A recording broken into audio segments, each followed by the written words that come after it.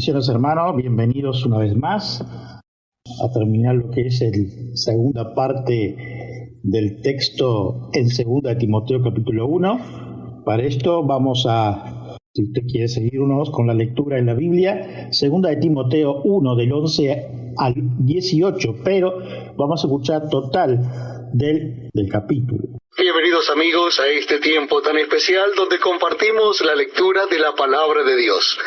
Les invito a que busquen en sus Biblias o Nuevos Testamentos la segunda carta del apóstol San Pablo a Timoteo.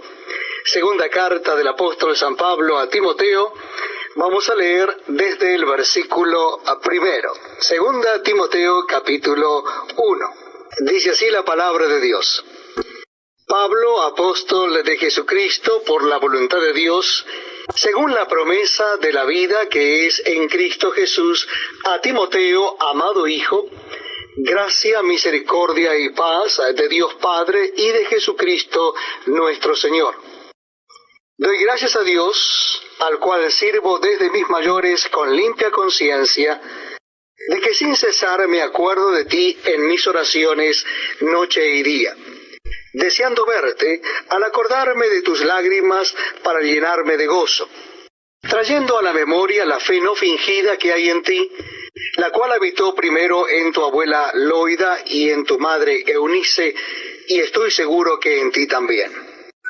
Por lo cual te aconsejo que avives el fuego del don de Dios que está en ti por la imposición de mis manos. Porque no nos ha dado Dios espíritu de cobardía, sino de poder, de amor y de dominio propio. Por tanto, no te avergüences de dar testimonio de nuestro Señor, ni de mí, preso suyo, sino participa de las aflicciones por el Evangelio según el poder de Dios, quien nos salvó y llamó con llamamiento santo, no conforme a nuestras obras, sino según el propósito suyo y la gracia que nos fue dada en Cristo Jesús antes de los tiempos de los siglos, pero que ahora ha sido manifestada por la aparición de nuestro Salvador Jesucristo, el cual quitó la muerte y sacó a luz la vida y la inmortalidad por el Evangelio, del cual yo fui constituido predicador, apóstol y maestro de los gentiles. Por lo cual asimismo padezco esto. Pero no me avergüenzo, porque yo sé a quien he creído y estoy seguro que es poderoso para guardar mi depósito para aquel día. Retén la forma de las sanas palabras que de mí oíste en la fe y amor que es en Cristo Jesús. Guarda el buen depósito por el Espíritu Santo que mora en nosotros. Ya sabes esto, que me abandonaron todos los que están en Asia, de los cuales son Fígelo y Hermógenes. Tenga el Señor misericordia de la casa de Onesíforo, porque muchas veces me confortó y no se avergonzó de mis cadenas, sino que cuando estuvo en Roma me buscó solícitamente y me halló. Concédale el Señor que halle misericordia acerca del Señor en aquel día. Y cuánto nos ayudó en Éfeso, tú lo sabes mejor. Hasta aquí el texto que vamos a analizar desde el 11 hasta el 18. Hemos leído los anteriores del 1 al 10 para tener un contexto. Un espíritu de audacia, parte 2, 2 Timoteo 1. Pero antes de comenzar voy a pedir para nuestro hermano y amigo Gustavo para que esté orando para iniciar este estudio. Muy bien, amable iglesia, oremos al Señor. Padre amado, te damos gracias, Señor, por el privilegio que tenemos un viernes más de estudiar tu bendita palabra a través de este precioso estudio de la carta a 2 Timoteo.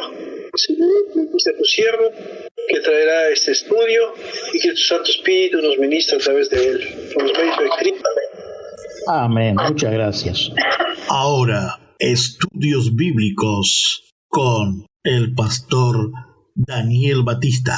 Una vez más, bendiciones a todos, bienvenidos. Vamos a empezar con el versículo 11 de 2 de Timoteo 1. Ya hemos analizado desde el 1 al 10 el viernes pasado.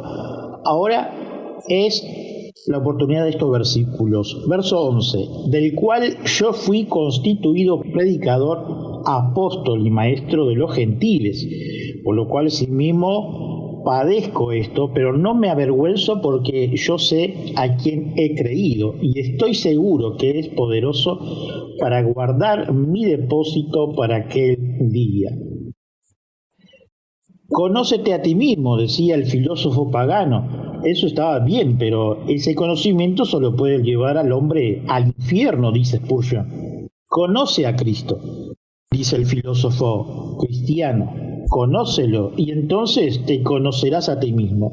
Y esto ciertamente te llevará al cielo, porque el conocimiento de Cristo Jesús es conocimiento salvador, nos dice Spurgeon.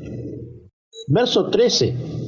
Retén, solamente esa palabra, retén. En una palabra es memoricémonos la escritura para retribuir las fatuas, que son aquellas personas vanidosas, presumidas, presuntuosas y faltos de razón o de entendimiento, que muchas veces son porfiadas en los temas bíblicos, que lo usan fuera de contexto. Para esto nos dice el apóstol Pablo que memoricemos la escritura. Retén, así le dice a Timoteo, pero a nosotros también. Sigue diciendo el texto del verso 13 de segunda de Timoteo capítulo 1. La forma de la sana palabra que de mí oísteis en la fe y amor que es en Cristo Jesús. El apóstol Pablo nos habla de la valentía en Timoteo, ya que al predicar las buenas nuevas de Cristo, para dar la verdad de Cristo, para que ya no seamos niños fluctuantes, llevados por doquier de todo viento de doctrina, dice Efesios 4:14, por estratagema de hombres que para engañar emplean con astucia las artimañas del error. De esto hemos hablado antes también, la parte de retener o memorizar.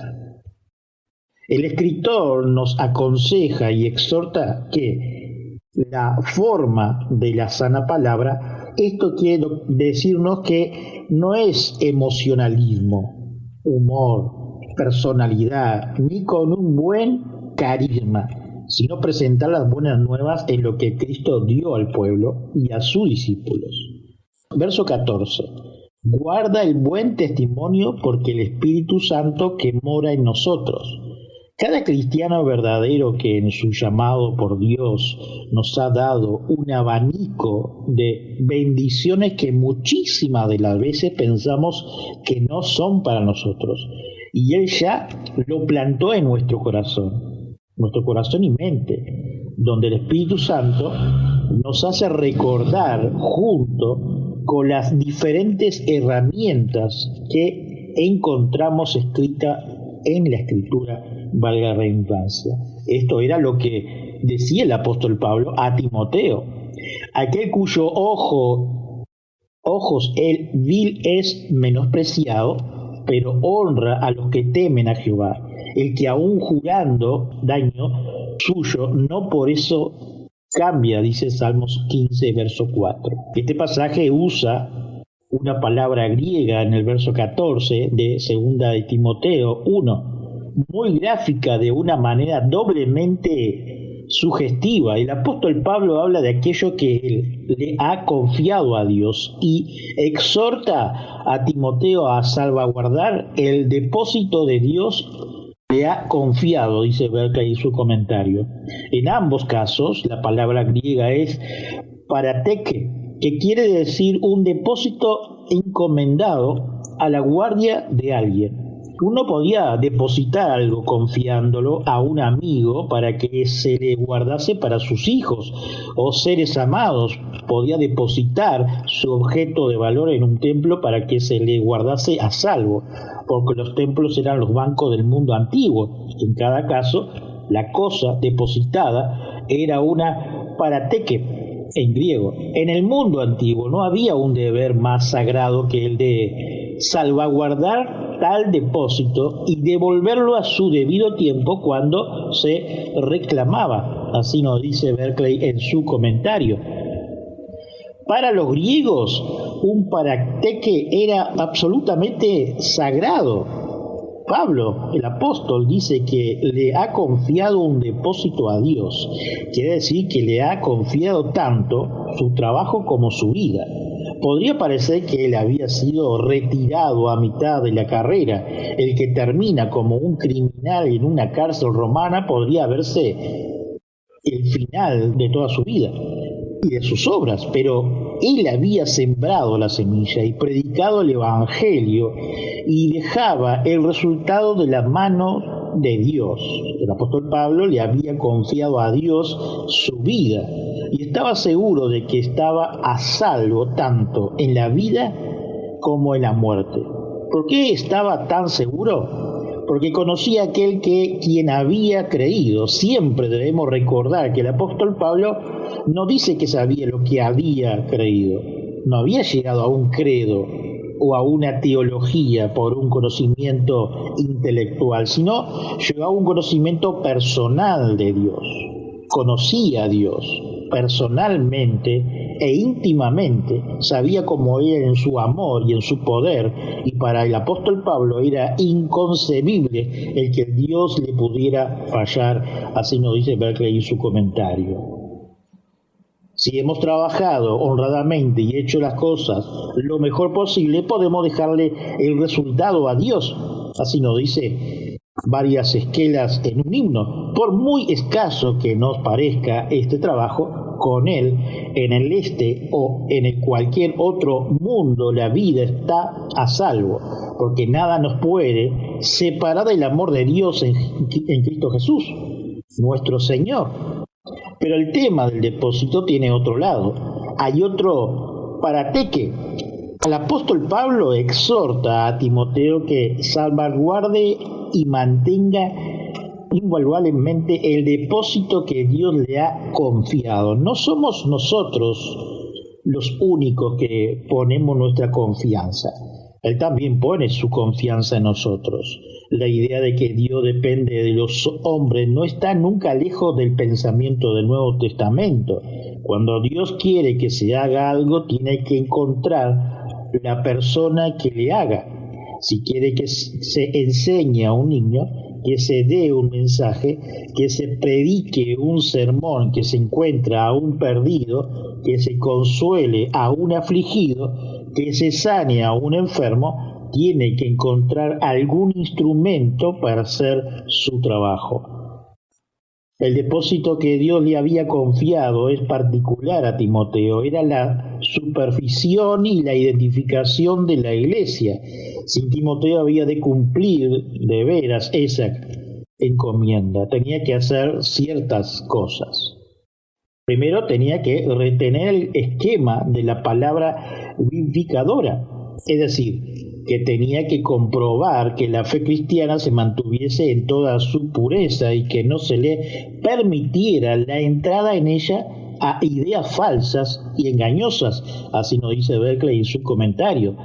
Eso no es decir que la iglesia cristiana no debe de haber un pensamiento renovado y un desarrollo de la doctrina y de la fe, pero sí quiere decir que hay ciertas grandes verdades que se deben preservar siempre intacta. La verdad cristiana que debe permanecer inalterablemente es la que está comprendida en el credo de la iglesia original. Jesucristo es Señor. Filipenses 2:11. Una teología que trate de desplazar a Cristo del lugar supremo o despojarse del lugar único en el esquema de la revelación y la salvación es necesariamente equivocada. La iglesia cristiana debe estar siempre reforzada en su fe, pero la fe que se expresa de nuevo debe ser la fe en Cristo, así nos dice Berkeley en su comentario. Punto 2. No debía nunca flojear en la fe, o flaquear, o caerse. La fe contiene aquí dos ideas en su corazón. Primero, contiene la idea de fidelidad. El dirigente cristiano debe ser para siempre leal y verdadero para con Jesucristo. No debe nunca avergonzarse de mostrar cuyo es y a quién sirve. La fidelidad es la virtud más antigua y más esencial del mundo. Punto 2 o punto B. Pero la fe también contiene la idea de esperanza, dice Berkeley. El cristiano no debe perder nunca su confianza en Dios, no debe desesperar nunca, no debe de haber ningún pensamiento ni acerca de sí mismo, ni acerca del mundo en el corazón de los cristianos, nos dice Berkeley en su comentario. Si la ilusión se engaña, el miedo es mentiroso. ¿No ocultará esa nube de humor en la lontananza o lo tuyo que alcanza el enemigo que huye y que solo fue falta por poseer la victoria? Mientras las olas rompen cansadas en la arena, sin parecer ganan ni una sola pulgada, haya atrás la manera entre rocas y ricos avance, silencioso entrando incondicionables. No solo las ventajas de Oriente, lentamente adivina la luz conforme del sol se eleve, sino mirad, al occidente las lomas ya saltan jubilosos, reflejando su luz del sol. Punto 3. No debe nunca desfallecer del amor. Amar a los hombres es verlo como Dios lo ve, es negarse radicalmente que hace nada que no contribuye a su bien supremo, es vencer el rencor con el perdón, es vencer el odio con el amor, es vencer la indiferencia con una pasión ardiente que no se puede apagar. El amor cristiano busca insistentemente amar al hombre como Dios lo ama y como nos ha amado a nosotros en primer lugar, nos dice Berkeley. Veamos ahora el verso 15 de segunda de Timoteo 1. Ya sabe esto, que me abandonaron todos los que están en Asia, de los cuales son Figelo y Hermógenes. Hermógenes, en su significado es brotado, hijo de Hermes, nombre personal. Es ex cristiano de Asia Menor que se separó del apóstol Pablo. Son los únicos apóstatas de todos los que están en Asia, por lo que pareciera que era dirigente del movimiento apóstata que menciona el apóstol. Incidente apócrifos acerca del aparente de los hechos del apóstol que existen. Figelo, fugitivo, su significado, cristiano nuevamente de Asia, que con otros abandonaron al apóstol Pablo durante los últimos años del apóstol, posiblemente por temor a seguir su misma suerte o por razones doctrinales. Esto hemos extraído del diccionario bíblico evangélico. En su segunda carta a Timoteo, el apóstol expone en este versículo 15, menciona a Figelo y Hermógenes por nombre como parte de los creyentes de Asia, provincia occidental de Asia Menor, que se habían apartado del contexto. Desde el versículo 13 al 14, puede deducirse que la apostasía incluía el repudio de la doctrina del apóstol Pablo. Si relacionamos a Figelo en el versículo 16, podemos inferir que estando en Roma, abandonó la causa personal del apóstol Pablo en la corte romana, en un momento en que su testimonio podría haber significado mucho para el futuro de la iglesia. Algunos eruditos bíblicos creen que Figelo quizá fue uno de los líderes en un grupo creyente desarraigado en Roma, allí en Filipenses 1, 15 y 17. Esto hemos extraído de Diccionario Bíblico Mundo Hispano como referencia. Ahora veamos el texto completo, si usted quiere leer con nosotros, Hechos 19, que nos habla de estos dos personajes que hemos expuestos, de Figelo y Hermógenes. El texto completo de Hechos 19. Este es un tiempo muy pero muy especial, porque estamos juntos para compartir la lectura de la palabra de Dios. Y en esta oportunidad yo les invito a que busquen en sus Biblias o Nuevos Testamentos el capítulo 19 de Hechos de los Apóstoles. Libro de los Hechos de los Apóstoles, capítulo 19. Dice así la palabra de Dios. Aconteció que entre tanto que Apolos estaba en Corinto, Pablo, después de recorrer las regiones superiores, vino a Éfeso, y hallando a ciertos discípulos les dijo: ¿Recibisteis el Espíritu Santo cuando creísteis? Y ellos le dijeron: ni siquiera hemos oído si hay Espíritu Santo. Entonces dijo: ¿en qué pues fuisteis bautizados? Ellos dijeron: en el bautismo de Juan. Dijo Pablo: Juan bautizó con bautismo de arrepentimiento, diciendo al pueblo que creyesen en aquel que vendría después de él, esto es, en Jesús el Cristo. Cuando oyeron esto, fueron bautizados en el nombre del Señor Jesús. Y habiéndoles impuesto Pablo las manos, vino sobre ellos el Espíritu Santo, y hablaban en lenguas y profetizaban. Eran por todos unos 12 hombres. Y entrando Pablo en la sinagoga, habló con denuedo por espacio de 3 meses, discutiendo y persuadiendo acerca del reino de Dios. Pero endureciéndose algunos y no creyendo, maldiciendo el camino delante de la multitud, se apartó Pablo de ellos y separó a los discípulos, discutiendo cada día en la escuela de uno llamado Tirano. Así continuó por espacio de 2 años, de manera que todos los que habitaban en Asia, judíos y griegos, oyeron la palabra del Señor Jesús. Y hacía Dios milagros extraordinarios por mano de Pablo, de tal manera que aún se llevaban a los enfermos los paños o delantales de su cuerpo, y las enfermedades se iban de ellos, y los espíritus malos salían.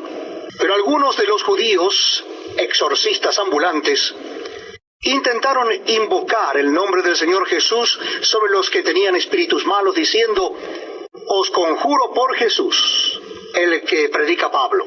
Había 7 hijos de un tal Esceva, judío, jefe de los sacerdotes, que hacían esto. Pero respondiendo el espíritu malo, dijo: a Jesús conozco, y sé quién es Pablo, pero vosotros, ¿quiénes sois? Y el hombre en quien estaba el espíritu malo, saltando sobre ellos y dominándolos, pudo más que ellos, de tal manera que huyeron de aquella casa desnudos y heridos. Y esto fue notorio a todos los que habitaban en Éfeso, así judíos como griegos, y tuvieron temor todos ellos, y era magnificado el nombre del Señor Jesús. Y muchos de los que habían creído venían confesando y dando cuenta de sus hechos. Asimismo, muchos de los que habían practicado la magia trajeron los libros y los quemaron delante de todos, y hecha la cuenta de su precio, hallaron que era 50,000 piezas de plata. Así crecía y prevalecía poderosamente la palabra del Señor. Pasadas estas cosas, Pablo se propuso en espíritu ir a Jerusalén, después de recorrer Macedonia y Acaya, diciendo: después que haya estado allí, me será necesario ver también a Roma. Y enviando a Macedonia a 2 de los que le ayudaban, Timoteo y Erasto, él se quedó por algún tiempo en Asia. Hubo por aquel tiempo un disturbio no pequeño acerca del camino, porque un platero llamado Demetrio, que hacía de plata templecillos de Diana, daba no poca ganancia a los artífices, a los cuales, reunidos con los obreros del mismo oficio, dijo: varones, sabéis que de este oficio obtenemos nuestra riqueza. Pero veis y oís que este Pablo, no solamente en Éfeso, sino en casi toda Asia, ha apartado a muchas gentes con persuasión, diciendo que no son dioses los que se hacen con las manos.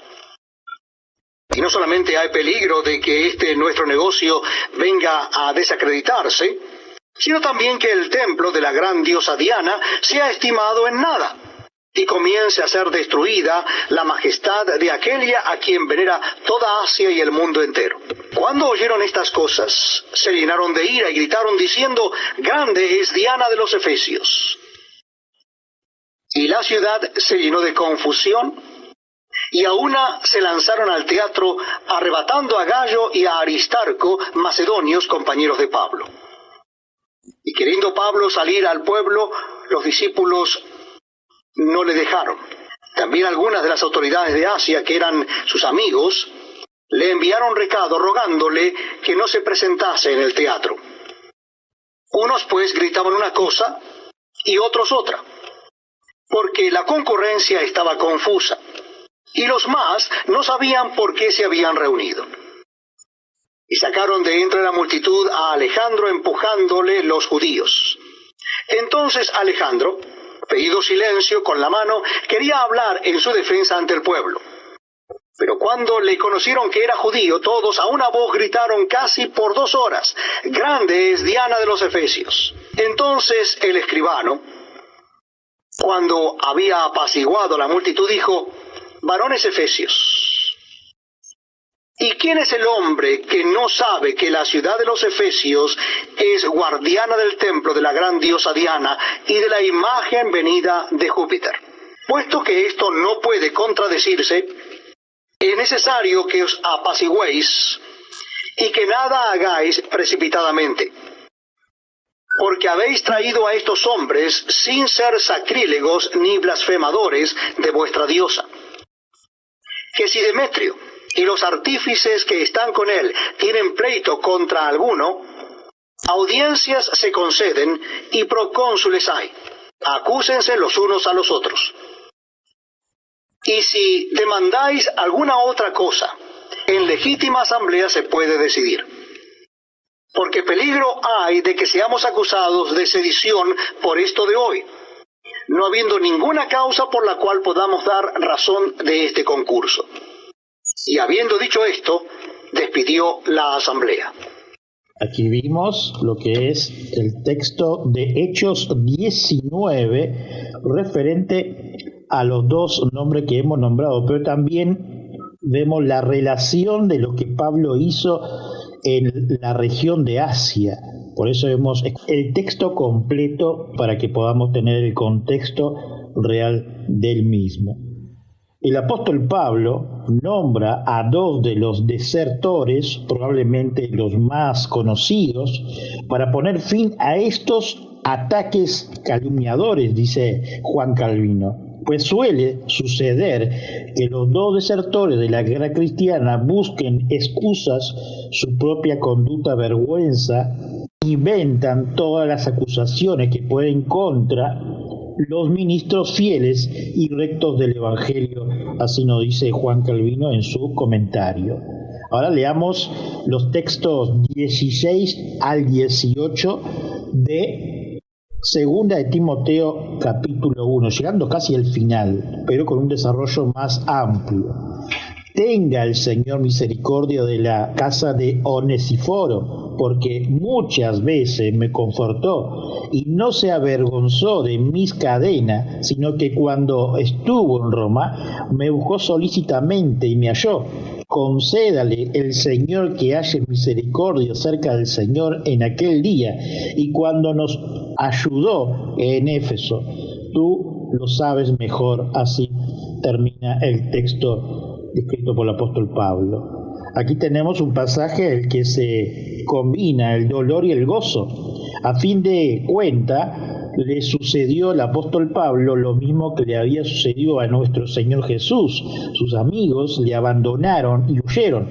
El Nuevo Testamento, Asia, no es desde luego el continente de Asia, sino la provincia romana que incluía la parte oeste de Asia Menor. Su capital era la ciudad de Éfeso, dice Berkeley.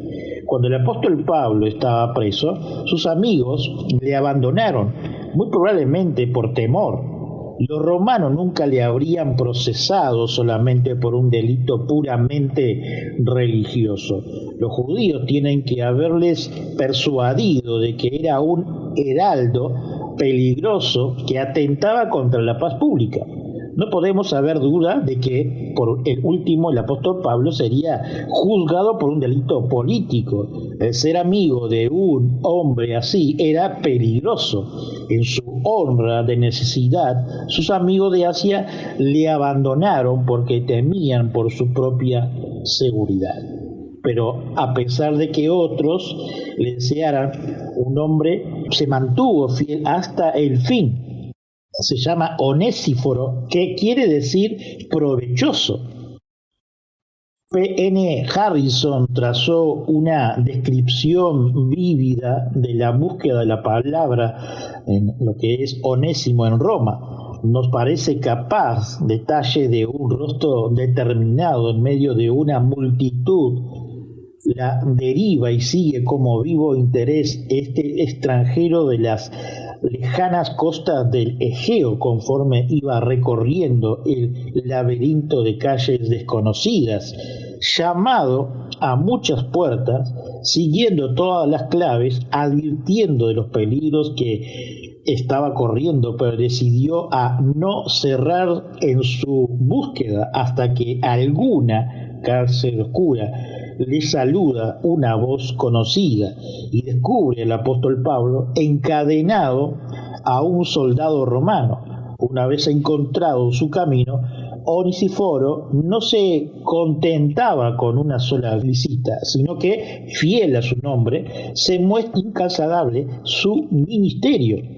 Otro se había retirado ante la amenaza y la ignorancia de aquella cadena, pero este visitante considera el supremo privilegio de vida compartir con tal criminal el escarnio de la cruz, dice Berkeley en su comentario. Una serie de vueltas y revueltas por el inmenso laberinto en Roma, en las calles, llega a conocerlo tan bien como si tratara de su propio Éfeso. No cabe duda de que cuando Onesíforo buscó al apóstol Pablo y fue a verle una y otra vez, estaba llevando su vida en la mano. Era peligroso el seguir preguntando dónde se podía encontrar a un cierto criminal. Era peligroso visitarle y era aún más peligroso el seguir visitándole, pero eso fue lo que hizo Onesíforo. Una y otra vez la Biblia nos pone cara a cara con una cuestión que es real para cada uno de nosotros. Una y otra vez introduce y aparta de la escena de la historia a una persona con una sola frase. Hermógenes y Figelo no saben absolutamente nada de ellos para que los nombres y hechos que le fueron traidores del apóstol Pablo. Onesíforo, no sabemos nada de él, excepto que en su lealtad al apóstol Pablo arriesgó y tal vez perdió la vida. Hermógenes y Figelo pasaron a la historia como desertores. Onesíforo pasó a la historia como el amigo que se mantiene más cerca que un hermano. Si ese nos hubiera de describir en una sola frase, ¿cuál sería? ¿Sería un veredicto de traidor o un veredicto de disculpa que fue fiel? Así termina en su comentario Berkeley. El verso 18 nos explica Juan Calvino en su comentario. Algunos lo explican así: que Dios le conceda que encuentre misericordia en Cristo, juez. Y de hecho esto es algo más tolerable que interpretar ese pasaje en los escritos de Moisés. El Señor hizo llover fuego de parte del Señor, allí en Génesis 19:24, nos dice Juan Calvino, en el sentido de que el Padre llovió del Hijo. Sin embargo, es posible que un sentimiento fuerte haya impulsado al apóstol Pablo, como suele suceder, a hacer una repetición superflua para que encuentre misericordia del Señor en ese día. Esta oración nos muestra cuánto más rica recompensa espera lo que, sin la expectativa de una recompensa terrenal, realiza buen oficio a los santos, que si la recibieran inmediatamente de la mano del hombre. ¿Y por qué reza? Para que encuentre misericordia, porque el que ha sido misericordioso con su prójimo recibirá tal misericordia de Dios para sí mismo. Y si esta promesa no tiene poder, anima al ejercicio de la bondad. De ahí se sigue también que cuando Dios nos recompensa, no es por nuestro mérito o por alguna excelencia que haya en nosotros, pero que la mejor y más valiosa recompensa que nos conoce es cuando nos perdona y se muestra no como un juez severo, sino como un padre bondadoso e indulgente. Así nos dice Juan Calvino al final de estos textos que hemos visto desde el 11 al 18 de Segunda de Timoteo, capítulo 1. Oremos. Señor, ante todo te pedimos perdón por todas nuestras acciones, pensamientos, faltas y pecados de esta semana. Llénanos de tu amor, de tu misericordia, moldéanos en tu sabiduría cada día. Ahora te ponemos ante tu presencia, ante tu altar, nuestras pruebas, luchas, situaciones. Confiamos cada día en tu fidelidad. Gracias de antemano te damos, Señor, ya que no somos merecedores de nada. Por nuestros hermanos que están en esta sala virtual, que tenemos algunas peticiones como enfermedades o cualquier problema, por ellos clamamos y sabemos que dentro de tu misericordia y voluntad obrarás. Por nuestros conocidos te pedimos, por nuestro amigo Pastor Gustavo Melo, su familia, congregación, su liderazgo allí en Rivera, sus reuniones y los futuros proyectos. Te pedimos por el Pastor Gustavo y Erika, su congregación en Toledo, Canelones, que provea de medios y recursos para su construcción de su iglesia y suplas de cada necesidad de los hermanos. Por los hermanos y amigos que nos escuchan por las redes sociales y nuestra emisora Radio Reformada. Cristo amado, por los hermanos que están pasando problemas emocionales, psicosomáticos, espirituales, inclusive económicos, tú estés tomando el control y enseñando a cada uno por medio de tu escritura. Pedimos que provea de trabajo a quien lo necesiten, herramientas para los emprendedores y clientela, sabiduría para quienes están estudiando para sus proyectos de vida, inteligencia para los futuros pastores, ancianos y diáconos de las congregaciones de sana doctrina en nuestro país. Seguimos orando por los matrimonios, que seamos fieles en tu palabra, condúcenos por medio de tu escritura, capacítenos en tu Espíritu Santo para que instruyamos en lo moral y ético con sabiduría a nuestros hijos.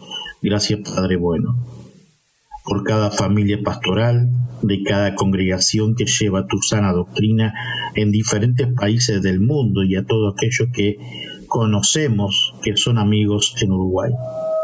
También oramos por los misioneros que quizás en este preciso momento están siendo apresados, privados de su libertad, están lejos de su familia, llevando las buenas nuevas de Cristo en lo recóndito de este mundo. Eterno por su matrimonio, sus familias y sus hijos. Oramos por cada congregación, misión o agencia misionera de sana doctrina que están en los países que son difíciles la evangelización y sostener una congregación. Señor, estés protegiendo y dando sabiduría e inteligencia. Confiamos, Cristo, dicha protección.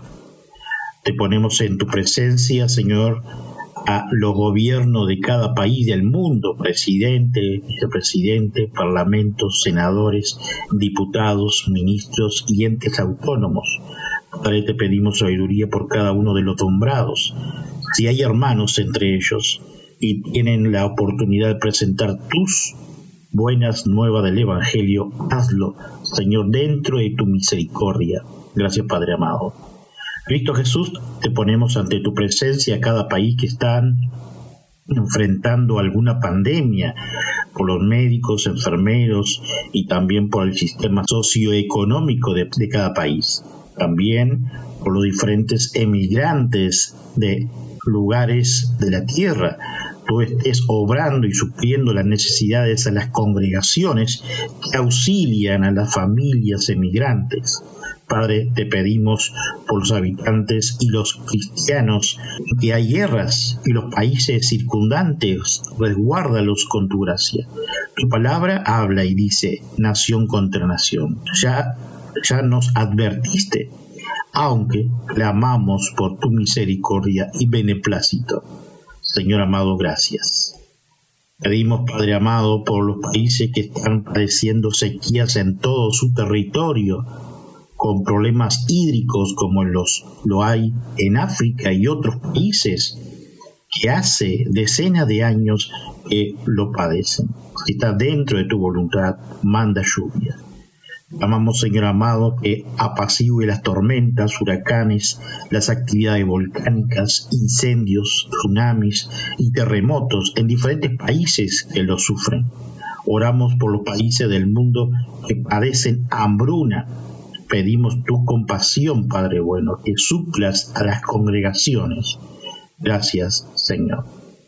Esto pedimos por los países que sufren guerrillas, guerras o ideologías y donde persiguen a nuestros hermanos de la fe, que está tu iglesia proclamando.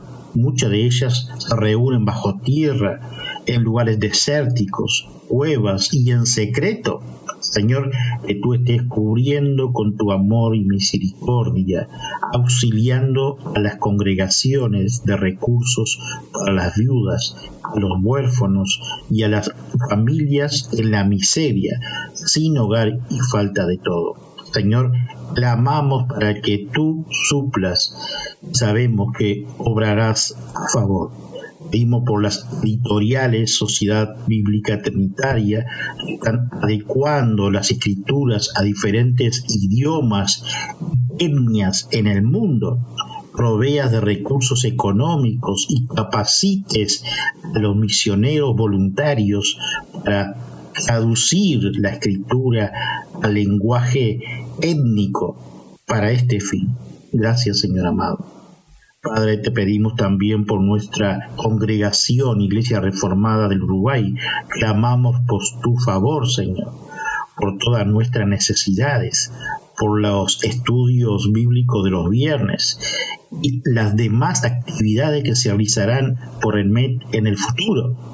Provea de medios económicos y que obres dentro de tu voluntad, soberanía y misericordia para solventar en los recursos varios. Primero, arreglar nuestro lugar físico, cubriendo todos los gastos. Segundo, la evangelización en puntos estratégicos de Montevideo y hacer misiones en nuestro interior profundo en el futuro. Tercero, abre puertas para accionar con calidad tu palabra, todo dentro de tu gracia, voluntad y soberanía. Resguárdanos y danos sabiduría e inteligencia con mi esposa para llegar con tus buenas nuevas a tus escogidos. Bendice a los actuales y futuros miembros y todos aquellos que nos oyen por nuestra Radio Reformada Uruguay. Concluimos, Padre, agradeciéndote por todas aquellas pruebas y que por tu misericordia nos sostienes como viendo al invisible, así nos dice el apóstol Pablo. Te damos gracias por tu palabra dictada, donde podemos estudiar, meditar y conocer más de ti, por la vida, por el trabajo, por la salud física y espiritual, por nuestros matrimonios, nuestros hijos, nietos, sobrinos, por nuestros amigos. Gracias por la congregación que pertenecemos y bendigas a cada líderes, hermanos y amigos. A ti sea toda la gloria y la honra. Gracias, Señor amado. Gracias. Amén. Una vez más hemos llegado al final de un nuevo programa. Visítanos en iglesiareformadauy.net. Para más información, Iruy, Iglesia Reformada Uruguay, @gmail.com, o solo mensaje de texto por WhatsApp 0598 9359 4843. Que hoy no sea un día más, sino un día de victoria en Cristo Jesús. Su servidor y amigo Pastor Daniel Batista.